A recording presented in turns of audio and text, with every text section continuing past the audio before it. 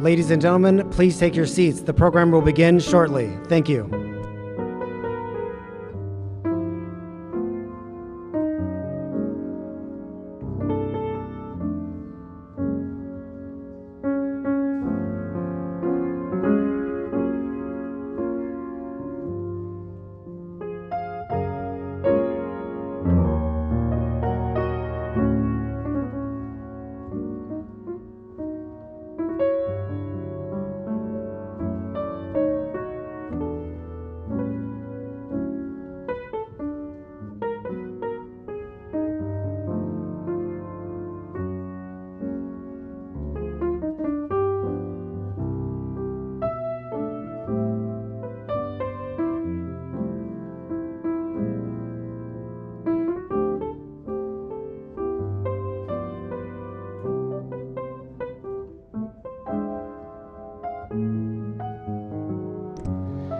Ladies and gentlemen, the Vice President of the United States and Mr. Douglas Emhoff.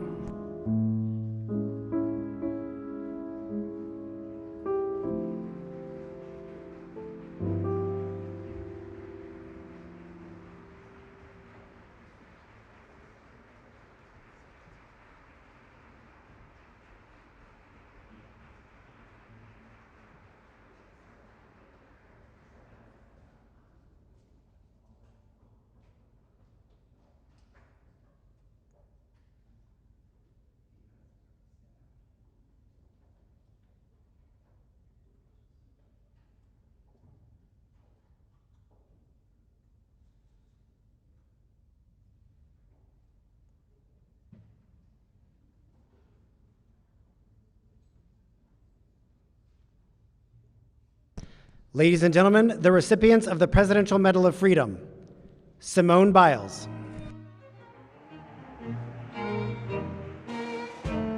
Sister Simone Campbell. Father Alex Carlutzos. Lorene Powell Jobs, accepting on behalf of Steve Jobs. Congresswoman Gabby Giffords.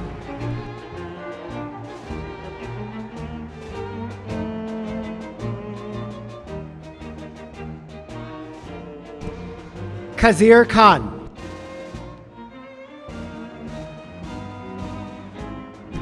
Sandra Lindsay. Ambassador Cindy McCain, accepting on behalf of Senator John McCain. Richard Trumka Jr., accepting on behalf of Richard Trumka.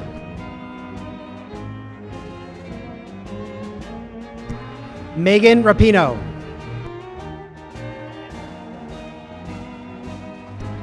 Diane Nash.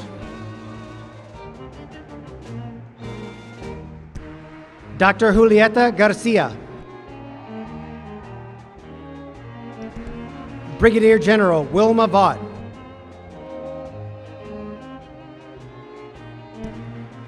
Fred Gray.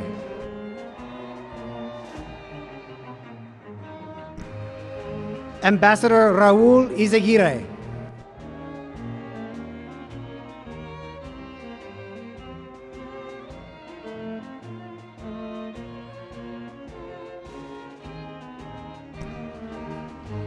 And Senator Alan Simpson.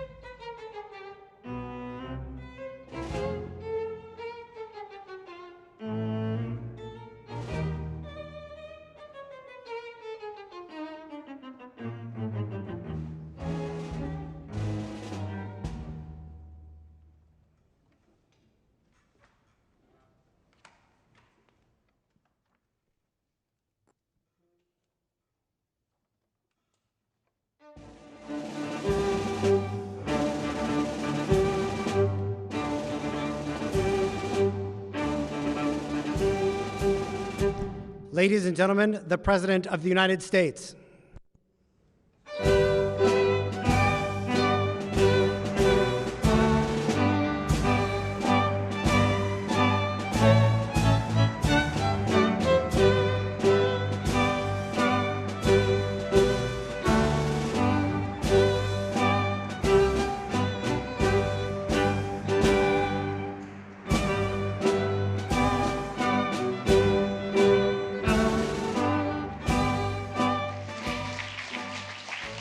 Please have a seat.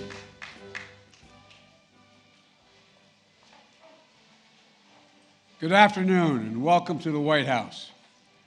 I know this is it's kind of an old place for some of the guys that are coming here, but thank you all very much, and to all the cabinet members, elected officials that are here, and former elected officials like Joe Lieberman, and our good friend is here. So many critical people and important people. I want to thank the Vice President Harris and the Second Gentleman for allowing us to join them. No, for joining us, but it is always a pleasure when we get to hang out together. On Monday, we celebrated the independence of our nation, a nation always a work in progress, in creation of possibilities, the fulfillment of promises. That's the American story. It's not a simple one. It's never been a simple one, but the 4th of July week reminds us what brought us together long ago and still binds us at our best. We strive for what we strive for. We, the people, doing what we can to ensure the idea of America, a cause of freedom, shines like the sun to light up the future of the world. That's the soul of our nation.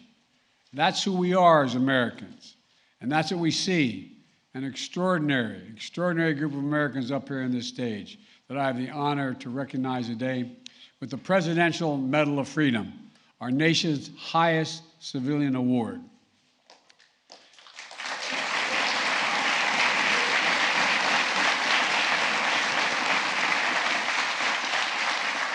Simone Biles, the most decorated American gymnast in history, who everyone stops everything every time she was on camera, just to watch, just to see her.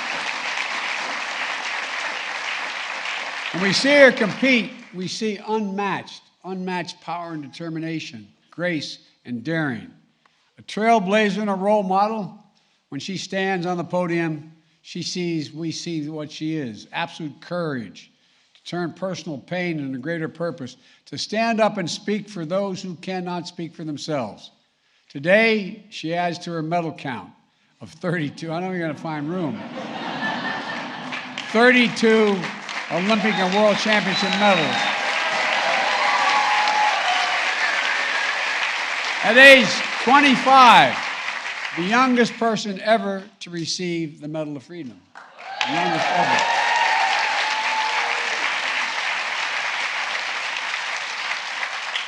There's so much more to give. A fellow elite athlete, Megan Rapinoe. Where, Megan? Where are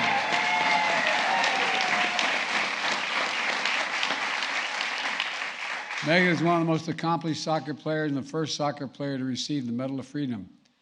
Beyond the World Cup titles and Olympic medals, Megan is a champion for essential American truth that everyone is entitled to be treated with dignity and respect. Everyone.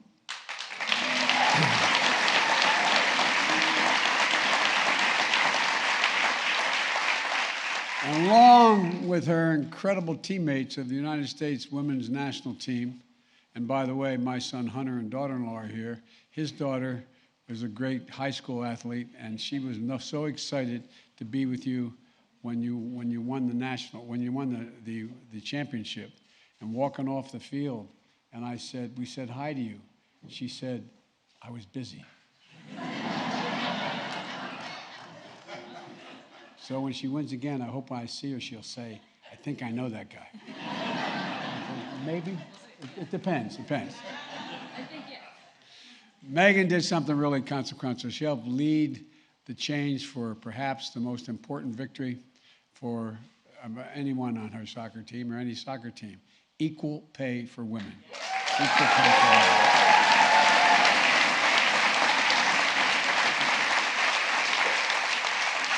And Megan, like Simone, I hope there's room for this medal between all the other awards you and Sue have received during your remarkable careers and your reckless play. I'm watching you. My Lord, you have such, you are a good kid. Simone and Megan would be the first to acknowledge they stand on the shoulders of those who came before them, like Air Force Colonel Brigadier General retired Wilma Vaughn.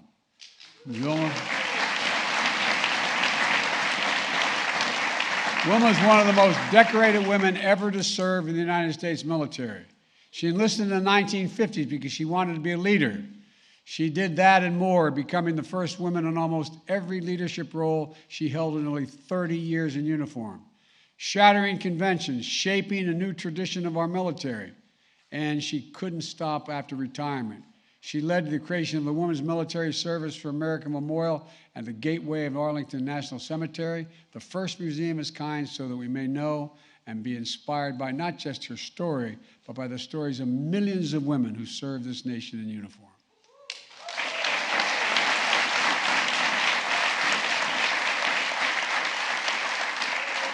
As a 23-year-old student at Fisk University, Diane Nash received a phone call from Attorney General Robert Kennedy's top deputies, warning her about the violence at the next stop of the Freedom Ride she organized across the South. She replied, and I quote, "We all signed our last will and testaments before they left. We know someone will be killed, but we cannot let violence overcome nonviolence." Think of that.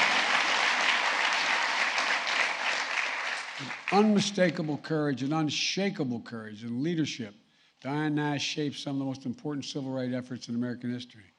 A key architect of the sit-in movement in Nashville. After 4 little girls were murdered at the 16th Street Baptist Church in Birmingham, she called for a nonviolent movement across Alabama that planted the seeds that became the Selma Campaign 2 years later. Her activism echoes the call of freedom around the world today.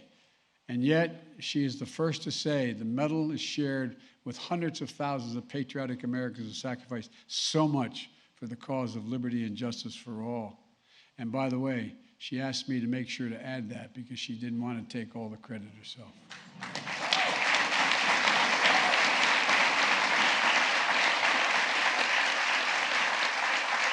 When Dr. King, Rosa Parks, and Claudette Colvin, and John Lewis, and other giants of our history needed a lawyer for their fight for freedom, you know who they call? They call a guy named Fred Gray. That's who they call.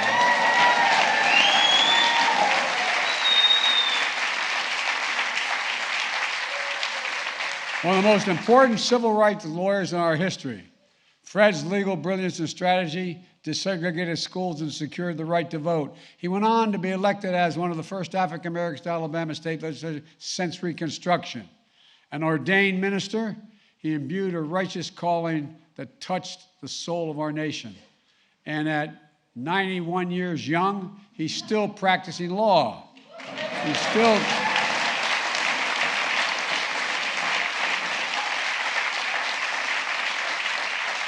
And he's still keeping the faith in the best of America. And the best of America includes Raul, you're something else, man. No, you really are. You really are. Raul was a son and father who fled violence in Mexico and a mother who was a multi-generation Texan. Raul dreamed of American dream from San Juan, Texas, in the lower Rio Grande Valley. He served with honor in the United States Air Force, then turned a small civil rights group into one of the nation's most important ones. For over 30 years as president of the National Council for La Raza, Raul was an undaunted leader in the struggle for civil and human rights for Latino Americans. Challenging the powerful on behalf of the powerless, never forgetting where he came from and the promise of this nation. Born in Brownsville, Texas, Julie Garcia became a professor at a local community college. I know I'm biased since Jill is a community college professor, but community college professors are the best. That's the way and I've learned teaching isn't what she or Jill does, it's who they are. It's who Juliet is. Over the course of her nearly 30-year career, she helped transform her community college into the University of Texas at Brownville, where she became its president and the first Hispanic woman to serve as the college president in American history.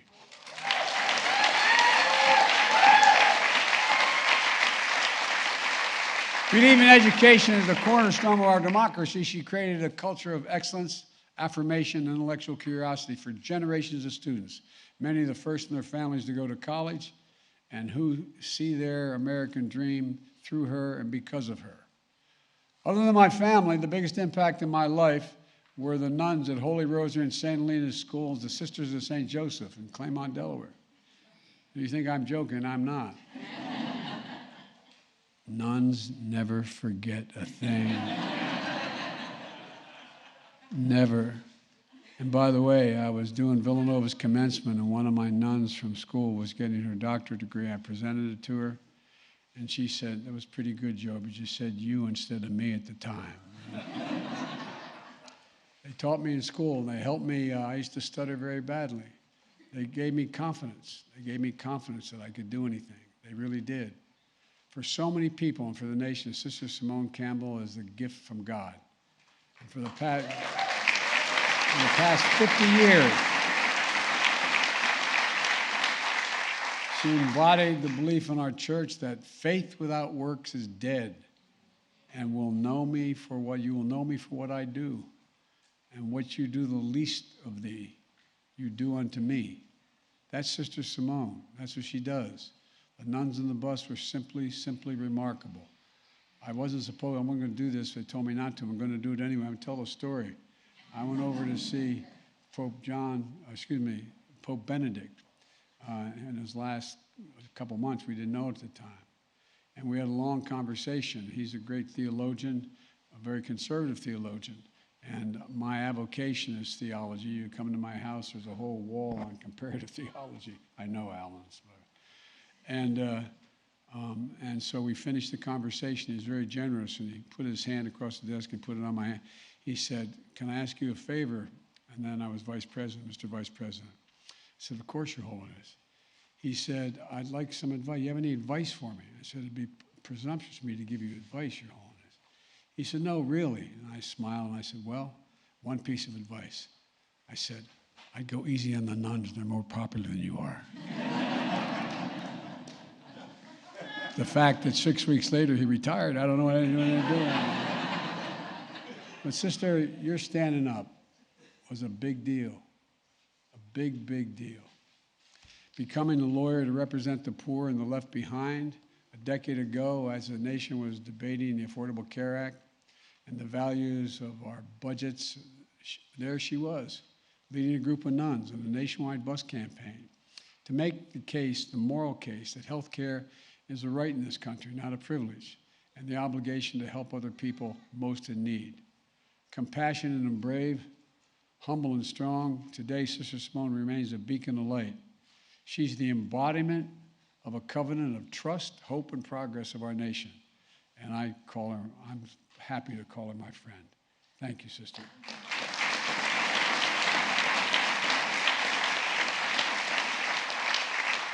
Another dear friend of mine, and the reason why back in Delaware in the Greek community I'm known as Joe Bidenopoulos. You think I'm joking. Father knows I'm not. Father asked me whether I'm still blessing we Roman Catholics bless ourselves down here into the left shoulder. Greek Catholics go down and do the right shoulder. I find myself being more Greek sometimes than others to get me in trouble. You want to know how I bless? Father Carlotis, you more than 50 years, your leadership in the Greek Orthodox Archdiocese of America has mattered to every prelate in the Greek Church. You've been an incredible leader, Father. A man of deep moral clarity and calling. He's advised generations of presidents and parishioners with unmatched humility and grace. I've traveled the country and the world with him, including Father Alex's homeland in Greece, to strengthen the bonds between two nations founded on the belief that democracy is the way. And on more than one occasion, Father Alex and I have had the honor to visit His All Holiness Ecumenical Patriarch Bartholomew, which is a great honor. This is the 100th anniversary of the Greek Orthodox Church in America.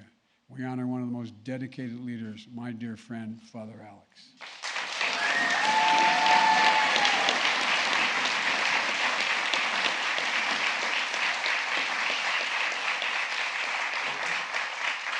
And speaking of faith, when you meet Gabby Giffords, Congresswoman Giffords, you're reminded of the strength of faith.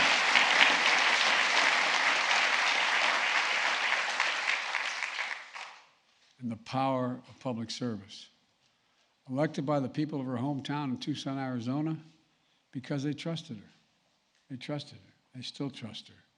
They believed in her. They learned, and they learned as a nation, what they learned, what the whole nation has learned, that she's the embodiment of a single significant American trait: never ever give up. My dad, Hunt's grandfather, used to have an expression. He said, "Never bend, never bow, never yield, never give up. Just get up, Joey. Just get up." Proof that we'll not grow numb to the epidemic of gun violence in this nation. Proof that we can channel the pain and sorrow we see too often in America into a movement that will prevail.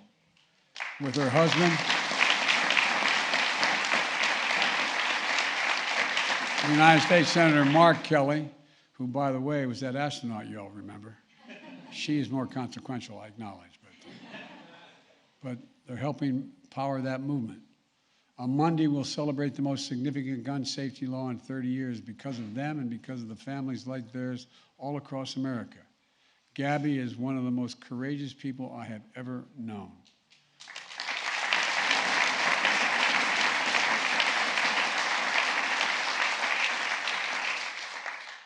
One of the most decent, stand-up, genuine guys I've ever served with, and I serve with a lot of senators, is this guy, Alan Simpson. Alan's the real deal. Former United States Senator from his beloved Wyoming, a Republican. We served together in the United States Senate for nearly 2 decades. And one of the great things about Alan is he never takes himself too seriously, nor takes me seriously. All kidding aside, this is the real deal. This is one of the finest men I've ever worked with. At his core, he's always believed in the common good and what's best for the nation. We didn't agree on everything, although we agreed on a whole heck of a lot. He allowed his, he never allowed his I don't know, his party or his state or anything to get in the way what he thought was right. He allowed his conscience to be his guide. And he believed in forging real relationships, even with people on the other side of the aisle, proving we can do anything when we work together as the United States of America. It matters, it matters, it matters. We need more of your spirit back in the United States Senate on both sides of the aisle.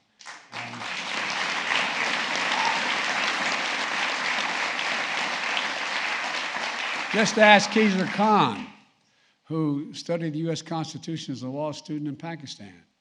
Inspired by its meaning, he immigrated to America with his wife and their young family when they were very little, but fully believing in the promise of this nation. They watched their middle son enlist in the United States Army with his own dreams to be a military lawyer, but ultimately sacrificed himself to serve his fellow soldiers. And we all watched as the oldest and darkest forces of hate emerged in new ways, only to meet the strength, goodness, and decency of this Gold Star American family. In late November 2016, I invited the Khans to the Vice President's residence at Naval Observatory for a Diwali reception. An Irish Catholic Vice President of a Muslim Gold Star family at a reception observing a Hindu holiday. That, and I'm being very serious, that's the America that we know. That's the America he and I and most of you, I pray God, believe in. We were parents united by the pain of losing a piece of our souls and finding the purpose to live a life worthy of them. After today's a father's Medal of Freedom will rest next to the son's Bronze Star and Purple Heart. And Khizr Khan, you will continue to carry a copy of the Constitution. I didn't ask you, but I imagine it's still in your pocket as a reminder of the charge that has to be kept.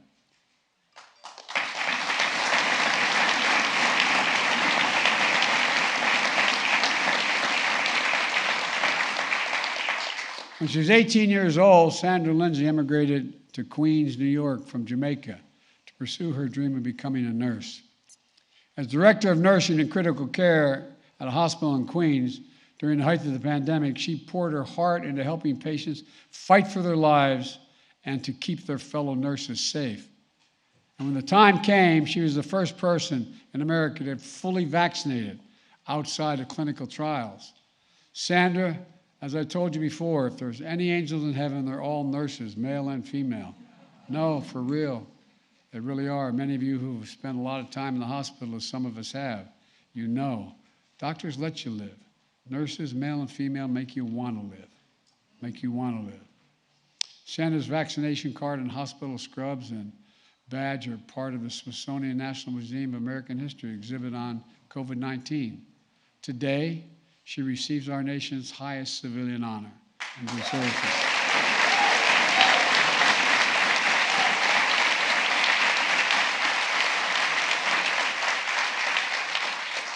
And a man who couldn't be here today but wanted to be, Denzel Washington, one of our greatest actors in American history. Academy Awards, Golden Globes, Tony Awards, wide acclaim and admiration from audiences and peers around the world.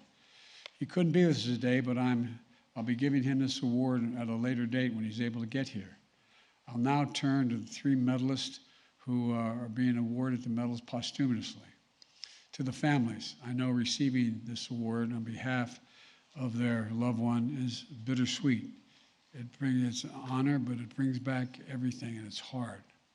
It brings you, reminds you of the day that you lost them. But I know anything and I appreciate your willingness to be here on this day. We've already seen more technological change in the last 10 years than almost ever before in history. We're going to see a lot more change in the next 10 years. And much, much more of that is because of Steve Jobs. Not just because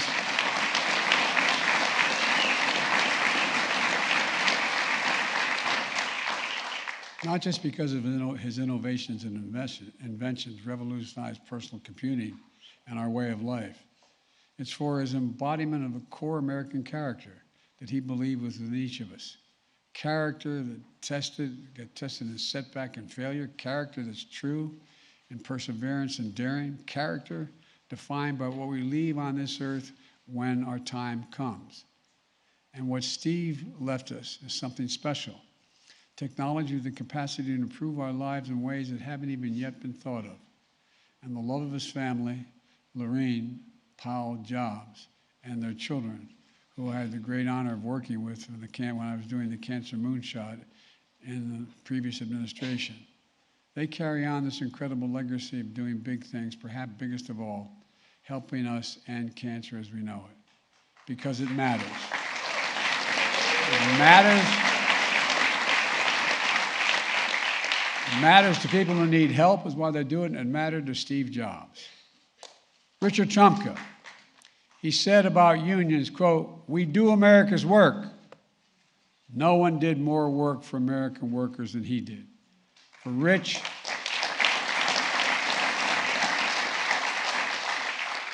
his work was synonymous with the word that defined his life, dignity.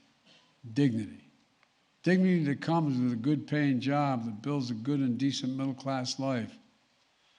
And his work was fierce, always trying to do the right thing for working people, fighting for and protecting their wages, their safety, their pensions they earned and deserved, fighting for the worker power and for America itself and our economic might and dynamism.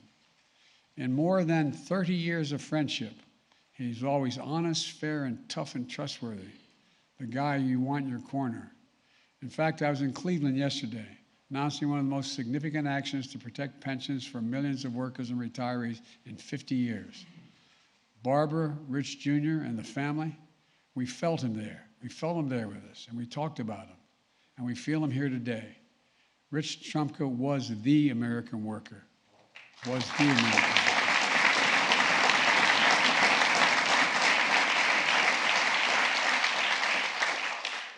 When I was a young man, too young to serve in the Senate, but old enough to get elected. You yet. You can't be sworn in until you turn 30, but you can elect before that. I got elected 17 days before that. And I had the great honor, because of a guy named Mansfield, the majority leader from Montana, to put me on a very coveted committee at the time, the Foreign Relations Committee. That's when I first met John McCain a couple years later. He was a Navy liaison in the United States Senate, and a liaison to our committee. When we traveled with a Navy liaison personnel. John and I traveled the world together, literally traveled the world together. We became friends. We agreed on a lot more than we disagreed on. And although he was my Navy liaison, I turned to him for advice lots of times when we were talking about foreign policy issues abroad. But the two things we never talked about. We never talked about his imprisonment in the Hanoi Hilton, nor the death of my wife and my daughter.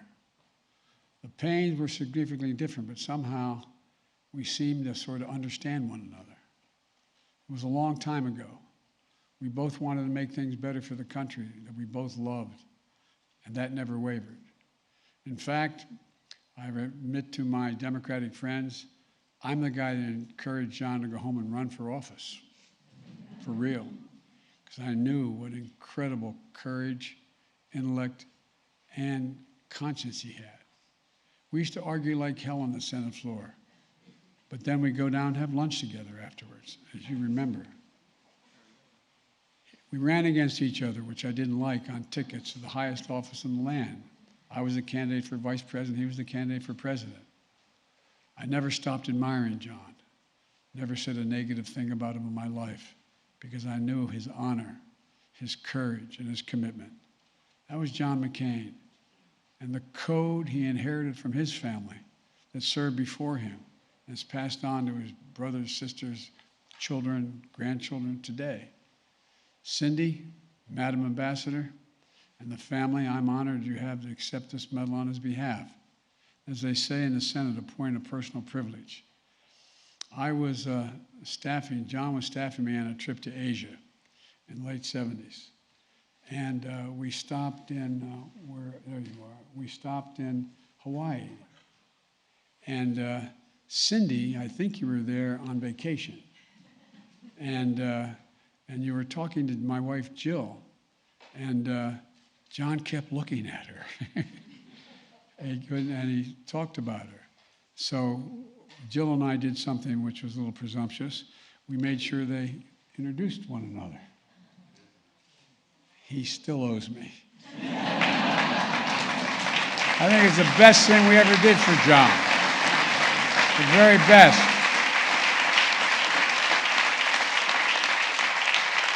That's true. That's what he talked about when we left. And he didn't take long to call you, did he, when he got back? My fellow Americans, please congratulate this year's Presidential Medal of Freedom recipient.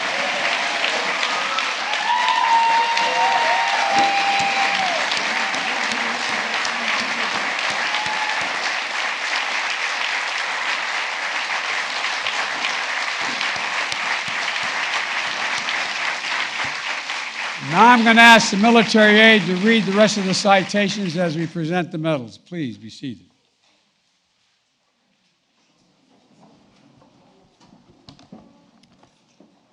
Simone Biles.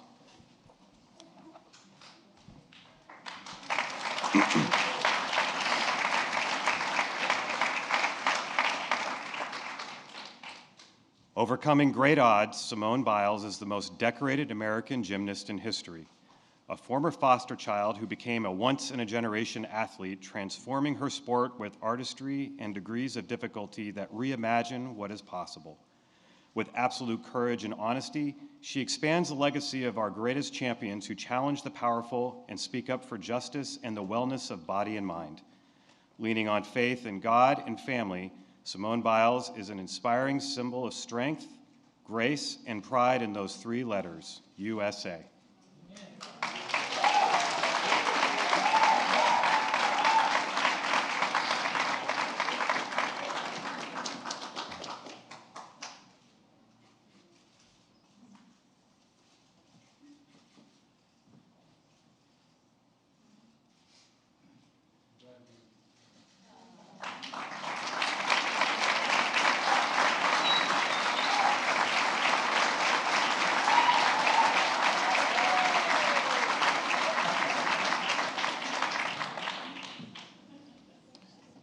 Simone Campbell.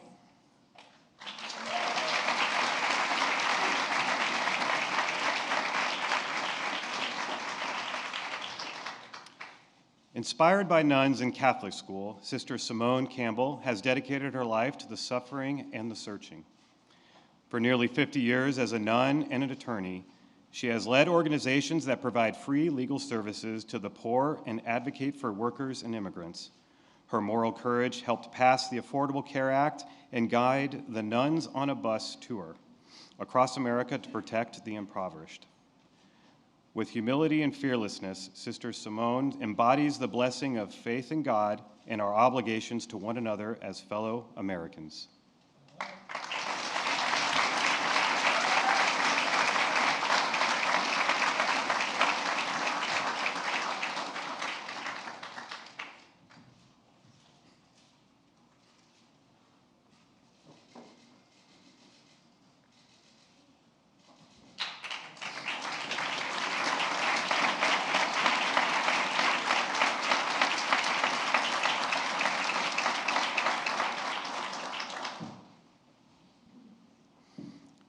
Julieta Villarreal Garcia.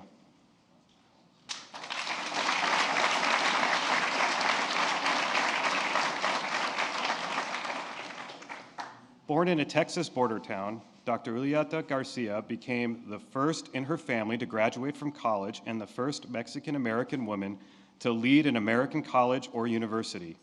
Over 2 decades, she transformed her hometown, University of Texas Brownsville, into a center of excellence for countless students who were inspired by her example. A trailblazer and a mentor, Dr. Garcia is considered one of our nation's top university administrators who understands the power of education as the great equalizer in America.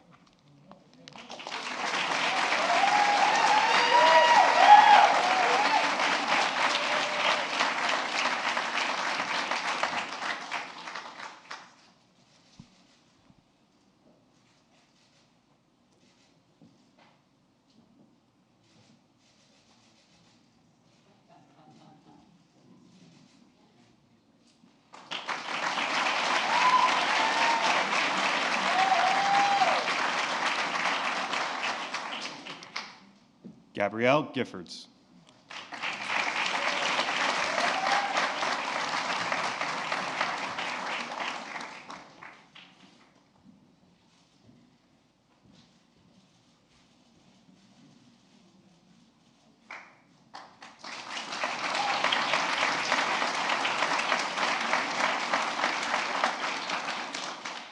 A daughter of Tucson, Arizona, former U.S. Representative Gabrielle Giffords epitomizes public service.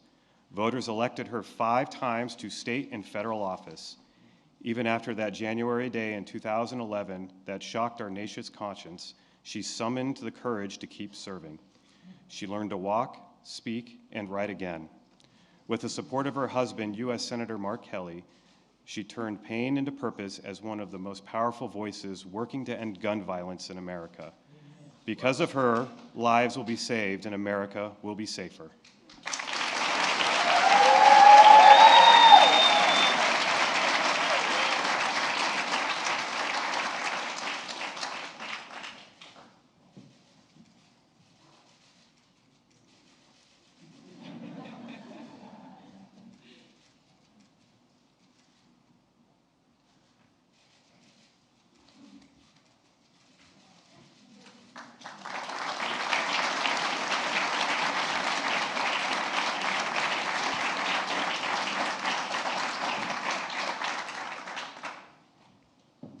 Fred David Gray.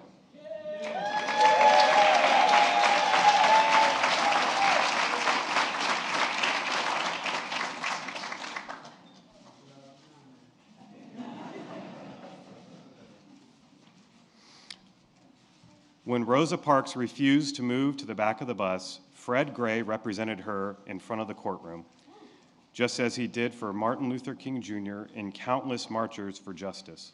Risking his own safety, he helped secure voting rights, desegregate schools, and win other battles for the soul of our nation. A patriarch of a family and a movement, Fred Gray is a lawyer by trade and a preacher at heart who follows the command to hate evil, love good, and establish justice in the gate.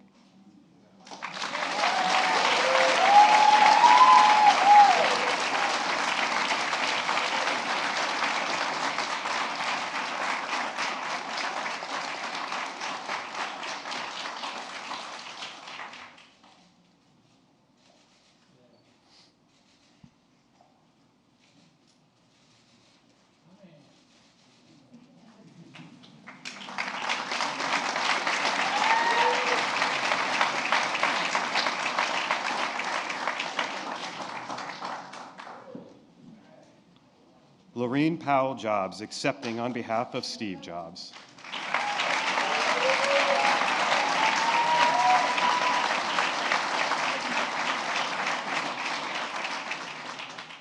Few people in history embody the American spirit of innovation like Steve Jobs. The adopted son of high school educated parents, he redeemed soda bottles to pay for his meals after dropping out of college. At every turn of life, he dared to think different.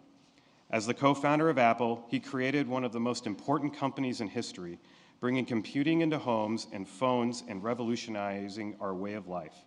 A true visionary, a beloved husband and father, Steve Jobs embodied that most American of questions: what's next?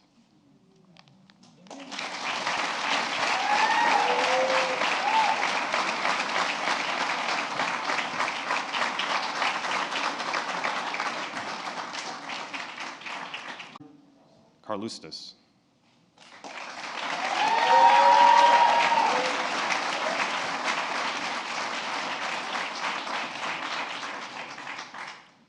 Protopester of the Ecumenical Patriarchate, the former Vicar General of the Greek Orthodox Archdiocese of America, Father Alexander Carlustos is a humble servant of God and the embodiment of the ancient idea that binds two great nations, democracy.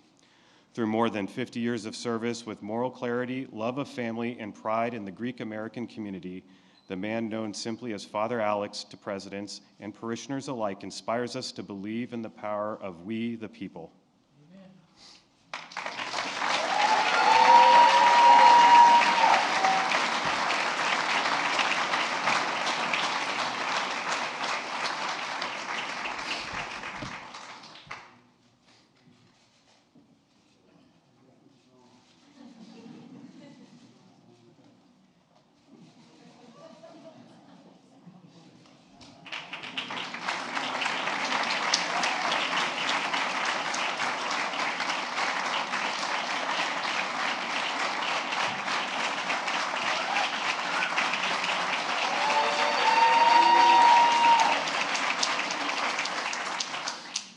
Kazir M. Khan.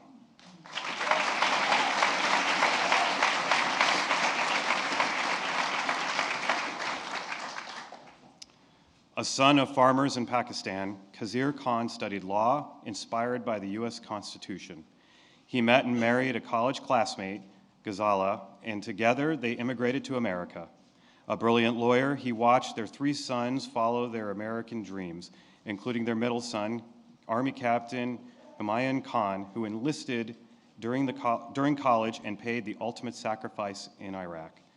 The father of a Gold Star Muslim family, Kazir Khan turned pain into purpose to become our foremost defender of the ideals of our Constitution and the embodiment of its highest ideals.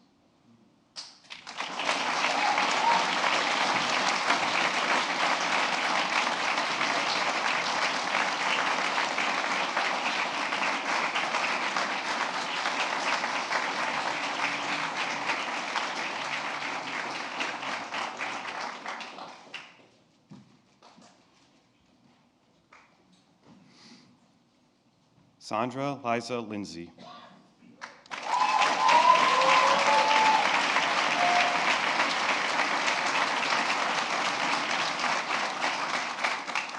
An immigrant from Jamaica, Sandra Lindsay is a nurse in Queens, New York, and the first American to be vaccinated against COVID-19 outside of clinical trials.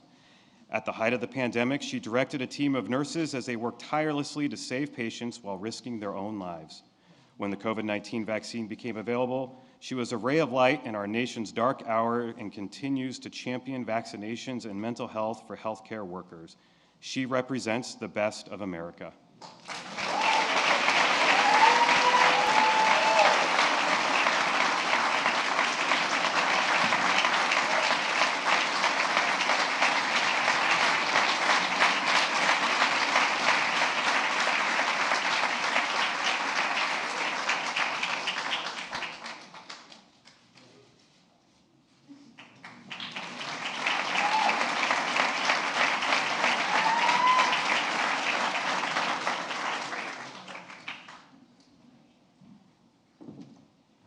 Cindy McCain, accepting on behalf of John S. McCain III.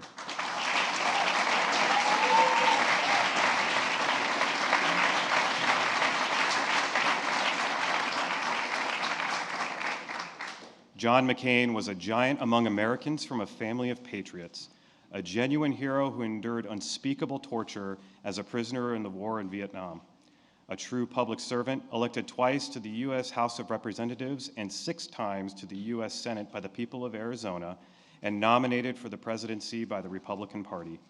Respected around the world, he was an eternal optimist who believed in consensus, character, and putting country first.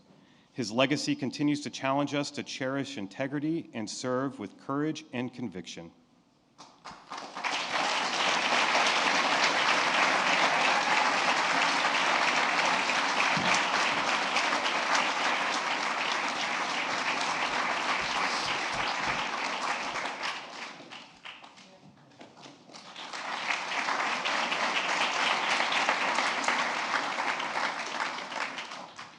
Diane J. Nash.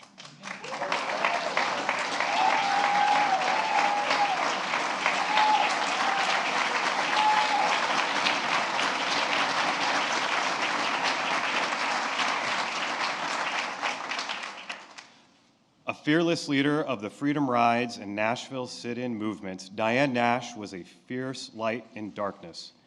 She did more than dream a better America. She helped build one. As a founder of the Student Nonviolent Coordinating Committee in the 1960s, she's led to this day. For her strategic savvy and absolute courage, Americans owe a debt of gratitude to Diane Nash for helping forge a path toward a more perfect union. Amen.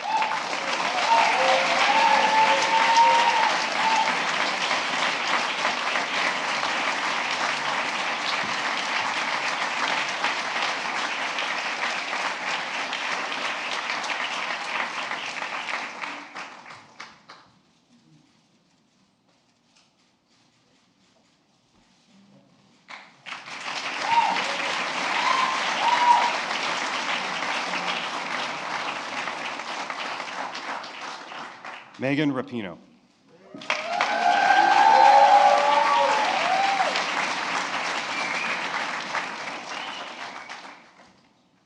World Cup champion, Olympic gold medalist, named the world's best women's soccer player, Megan Rapinoe is one of America's great athletes. Known for her creative play and leadership, she also leads with a fierce will off the field.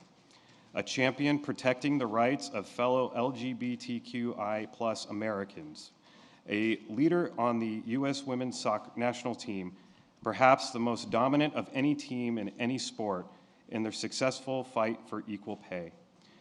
Megan Rapinoe challenges and inspires millions of people who believe in themselves and the possibilities of our nation.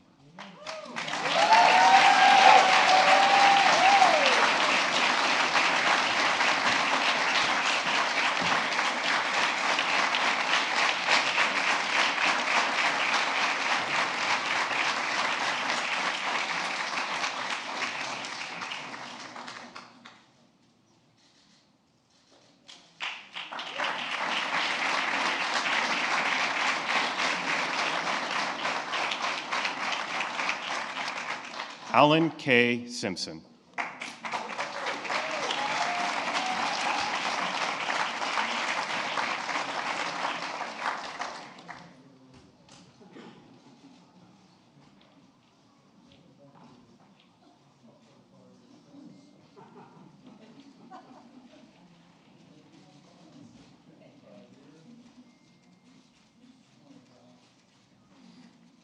An Army veteran and public servant, Alan Simpson served with conviction and integrity for 18 years as a Republican U.S. Senator from his beloved state of Wyoming.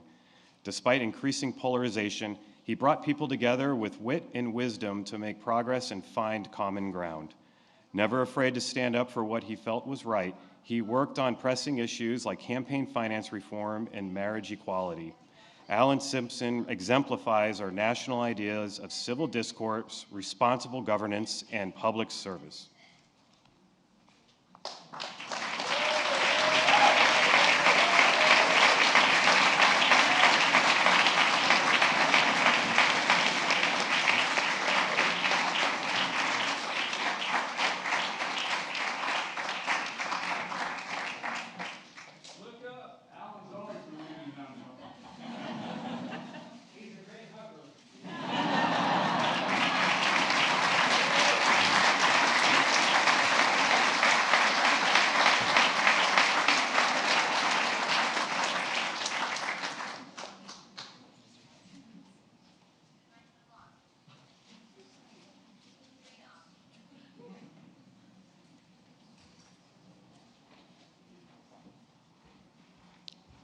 Richard Trumpka Jr., accepting on behalf of Richard L. Trumpka.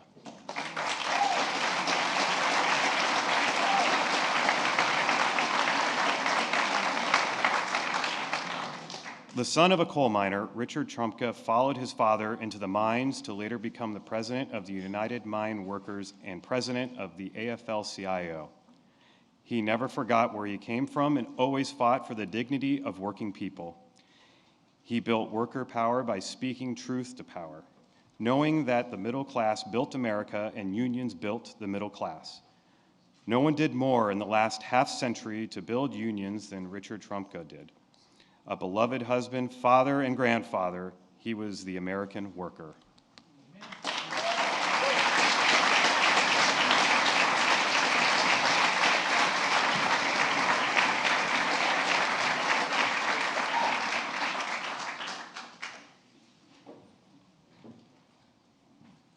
Wilma L. Vaught.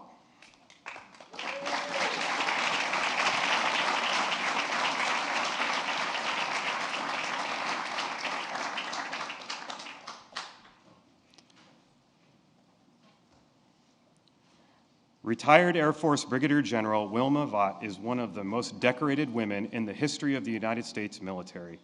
Enlisting in the 1950s, over the next 28 years, she would serve in Vietnam, Europe, and across America, continually rising in rank to become the first woman to hold every job she ever had.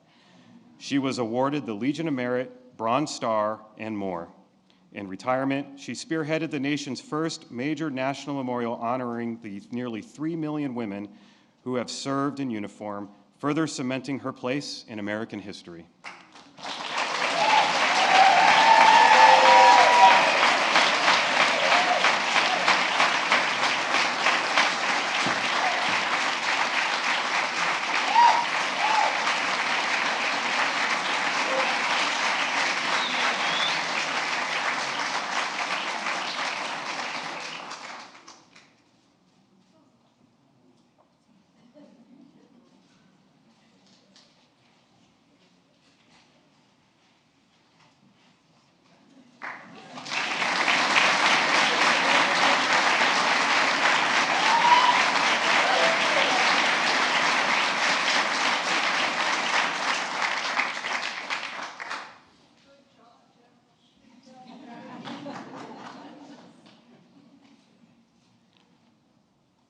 Raul Izaguirre.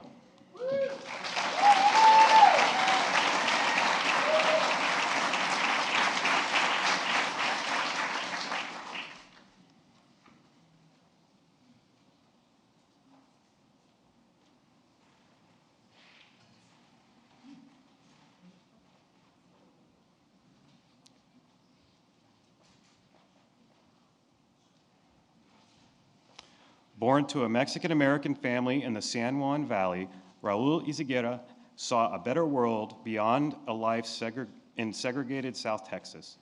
After serving in the Air Force, he became one of our nation's preeminent civil rights leaders as president of the National Council for La Raza. Over 30 years, he has forged immeasurable progress on voting rights, education, and more to deliver the promise of America to millions of Latino Americans. In service to our nation, he has helped ensure that America remains a land of possibilities.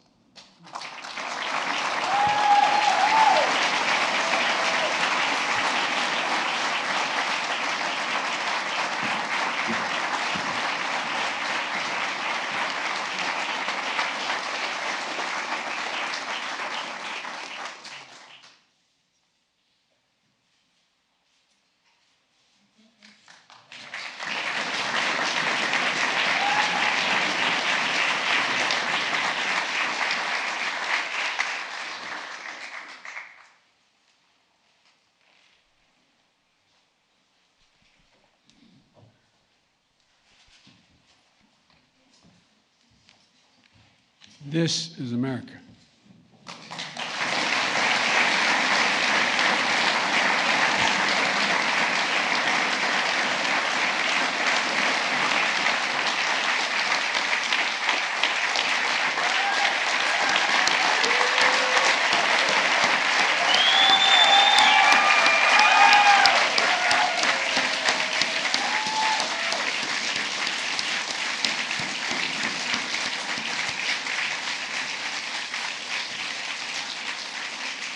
Folks, this concludes this event, but we have a reception.